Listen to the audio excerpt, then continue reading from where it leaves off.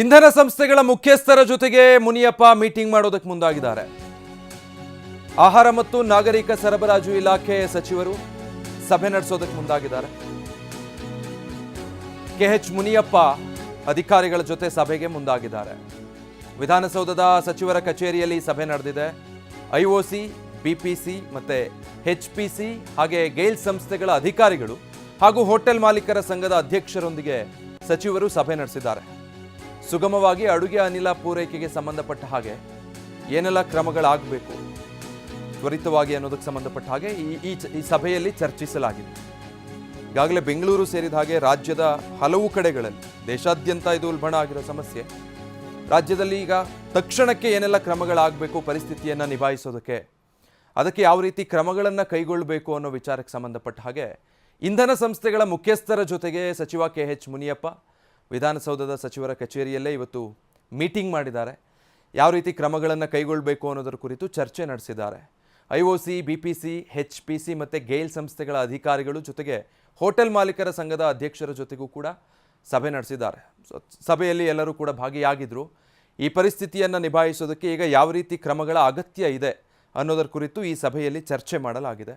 ಉದ್ಯಮ ಈಗಾಗಲೇ ಒಂದು ಕಡೆ ಸಂಕಷ್ಟದಲ್ಲಿದೆ. ಕೇವಲ ಹೋಟೆಲ್ ಉದ್ಯಮ ಅಂತಲ್ಲ, ಎಲ್ಲ ಕ್ಷೇತ್ರಗಳ ಮೇಲೂ ಬಹುತೇಕ ಪ್ರತ್ಯಕ್ಷವಾಗಿ ಪರೋಕ್ಷವಾಗಿ ಈ ಸಿಲಿಂಡರ್ಗಳ ಅಭಾವ ಒಂದಲ್ಲ ಒಂದು ರೀತಿ ಪರಿಣಾಮವನ್ನು ಬೀರ್ತಾನೆ ಇದೆ. ಸೊ ಇದನ್ನು ನಿಯಂತ್ರಿಸೋದಕ್ಕೆ ತಕ್ಷಣಕ್ಕೆ ಯಾವ ರೀತಿ ಕ್ರಮಗಳಾಗಬೇಕು, ಲಭ್ಯತೆ ಎಷ್ಟಿದೆ ಈಗ ಗ್ಯಾಸ್ ಸಿಲಿಂಡರ್ಗಳದ್ದು, ಆ ಎಲ್ಲದರ ಬಗ್ಗೆ ಚರ್ಚೆ ಆಗಿದೆ.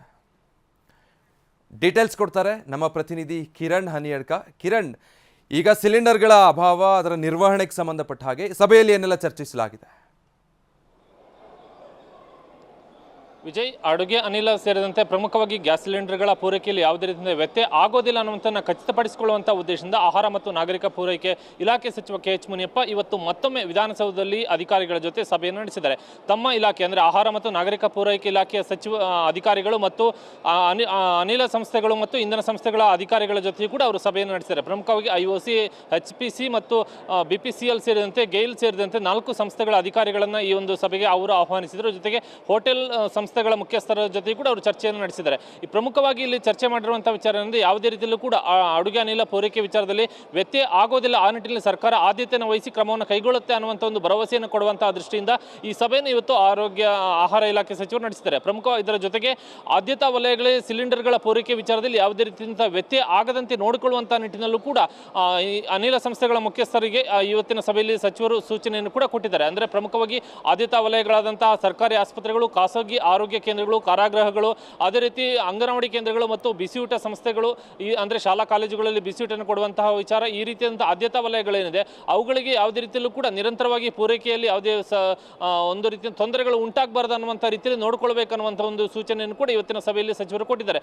ಇದರ ಜೊತೆಗೆ ಜಿಲ್ಲಾಧಿಕಾರಿಗಳಿಗೂ ಕೂಡ ಒಂದು ನಿರ್ದೇಶನವನ್ನು ಆಹಾರ ಮತ್ತು ನಾಗರಿಕ ಪೂರೈಕೆ ಇಲಾಖೆ ಆಯುಕ್ತರು ಕೊಡುವಂಥ ನಿಟ್ಟಿನಲ್ಲೂ ಕೂಡ ಸೂಚನೆ ಕೊಡಲಾಗಿದೆ. ಅಂದರೆ ಪ್ರತಿ ಜಿಲ್ಲಾಧಿಕಾರಿಗಳು ತಮ್ಮ ತಮ್ಮ ಜಿಲ್ಲೆಗಳ ವ್ಯಾಪ್ತಿಯಲ್ಲಿ ಸಿಲಿಂಡರ್ಗಳ ಪೂರೈಕೆ ಮತ್ತು ದಾಸ್ತಾನಿನಲ್ಲಿ ಯಾವುದೇ ರೀತಿಯಂತಹ ಒಂದು ಸಮಸ್ಯೆ ಇಲ್ಲ ಅನ್ನುವಂಥದ್ದನ್ನು ಖಚಿತಪಡಿಸಿಕೊಳ್ಬೇಕು ಮತ್ತು ಕಾಳಸಂತೆಯಲ್ಲಿ ಯಾವುದೇ ರೀತಿಯ ಮಾರಾಟಗಳು ಆಗ್ತಾ ಇಲ್ಲ ಮತ್ತು ಕೃತಕ ಅಭಾವ ಸೃಷ್ಟಿಸುವಂಥ ಯಾವುದೇ ರೀತಿಯ ಕೆಲಸಗಳು ಆಗ್ತಿಲ್ಲ ಮತ್ತು ಸುಗಮವಾದಂಥ ಸಿಲಿಂಡರ್ಗಳ ಪೂರೈಕೆ ಆಗ್ತಿದೆ ಅನ್ನುವಂಥದ್ದನ್ನು ಕೂಡ ತಮ್ಮ ಜಿಲ್ಲೆಗಳ ವ್ಯಾಪ್ತಿಯಲ್ಲಿ ಸಂಬಂಧಪಟ್ಟಂಥ ಜಿಲ್ಲಾಧಿಕಾರಿಗಳು ಖಚಿತಪಡಿಸಿಕೊಳ್ಳಬೇಕು ಅನ್ನುವಂಥ ಸೂಚನೆಯನ್ನು ಕೂಡ ಇವತ್ತಿನ ಸಭೆಯಲ್ಲಿ ಕೊಡೋದಕ್ಕೆ ತೀರ್ಮಾನವನ್ನು ಮಾಡಲಾಗಿದೆ. ಹೀಗಾಗಿ ರಾಜ್ಯದಲ್ಲಿ ಯಾವುದೇ ರೀತಿಯಲ್ಲೂ ಕೂಡ ಒಂದು ರೀತಿಯಾದ ಕೃತಕ ಅಭಾವ ಸೃಷ್ಟಿಗೆ ಅವಕಾಶವಾಗದೇ ಇರುವಂಥ ರೀತಿಯಲ್ಲಿ ಮತ್ತು ಜನರಲ್ಲಿ ಯಾವುದೇ ರೀತಿಯ ಗೊಂದಲ ಮತ್ತು ಆತಂಕ ಸೃಷ್ಟಿಯಾಗದೇ ಇರುವಂಥ ರೀತಿಯಲ್ಲಿ ಹಾಗೂ ಸುಗಮವಾದಂತಹ ಸಿಲಿಂಡರ್ಗಳ ಪೂರೈಕೆಗೆ ಬೇಕಾದಂಥ ಅಗತ್ಯ ಕ್ರಮಗಳನ್ನು ಮತ್ತು ಆದ್ಯತಾ ವಲಯಗಳಿಗೆ ಹೆಚ್ಚಿನ ಒಂದು ಗಮನ ಹರಿಸುವಂತ ನಿಟ್ಟಿನಲ್ಲಿ ಇವತ್ತಿನ ಸಭೆಯಲ್ಲಿ ಪ್ರಮುಖವಾದಂತಹ ಚರ್ಚೆಯನ್ನು ಮಾಡಲಾಗಿದೆ. Vijay, thank you Kiran.